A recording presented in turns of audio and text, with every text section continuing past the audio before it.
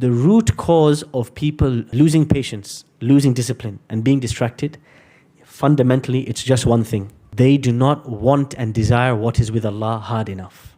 The people who have the most certainty that what Allah has in store for them is something they have never imagined, and they are 100% certain it's coming, when they are presented with some temporary temptation, a van drives by, somebody sticks a stick of weed from the window. Would you like to try some? They're at work, they're at school, they're on social media. Somebody they're fancying DMs them. Somebody offers them a quick, get rich quick scheme. Crypto, Dogecoin, some weird, dodgy money-making scheme. When they are given a temptation, they think immediately, is this worth losing what is with Allah? Is this worth losing my paradise? Is this worth losing, what will I say when I stand in front of Allah? And immediately it all disappears. It evaporates immediately in front of their eyes.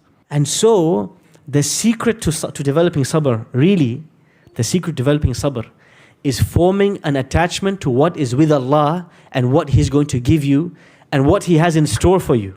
If you don't have this deeply embedded in your heart, forget discipline, forget sabr, forget patience, forget contentment. It's never going to come. Read as many books, as many habits, build as many systems, automate what you want.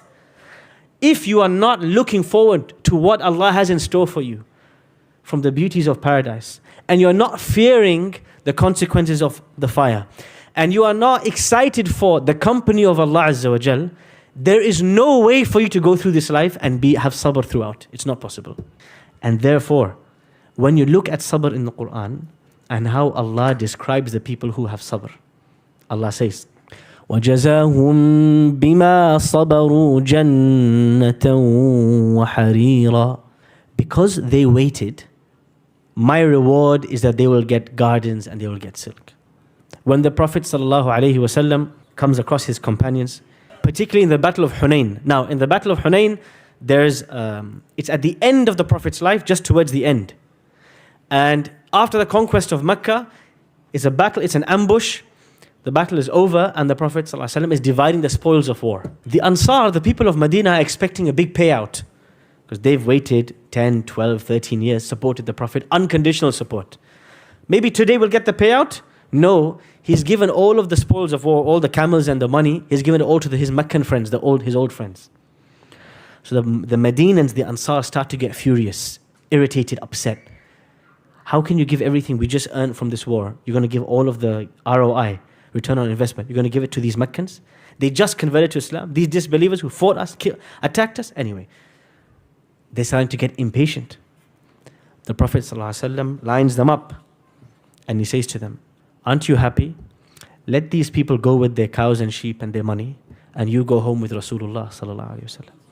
If you want to have sabr, you need to be somebody who is certain that you're going to meet Allah and you're going to come back to Him. It's remembering and recalling, what am I going to lose out or what am I going to gain after I pass away?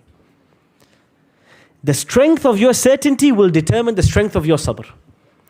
Your ability to take a difficult marriage, your ability to take a difficult financial situation, your ability to sit and memorize Quran, memorize hadith, sit in the same spot every day, day after day, day after day, day after day. What's going to push you?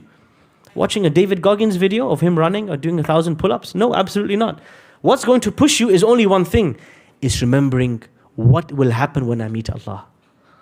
And the more frequently you remember this, you will find that sabr comes very naturally to you. You don't need a coach, a special book, Tony Robbins course, walk on. No nonsense like this. You need to be deeply certain about what Allah has in store for you. And the Quran is filled with examples of Allah subhanahu wa ta'ala reminding the believers that if you have this yaqeen, this certainty in the afterlife, I will gift you sabr free. Here you go. وَجَعَلْنَاهُمْ أَئِمَّةً يَهْدُونَ بِأَمْرِنَا لَمَّا صَبَرُوا وَكَانُوا بِآيَاتِنَا يُوقِنُونَ.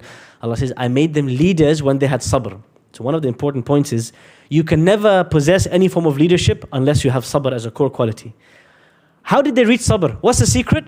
وَكَانُوا بِآيَاتِنَا يُوقِنُونَ. They were 100% certain in all of my ayat. Everything I told them, they know it's going to happen. So they live as though they can see the day of judgment before their eyes. And so their whole life is very different to your life and my life.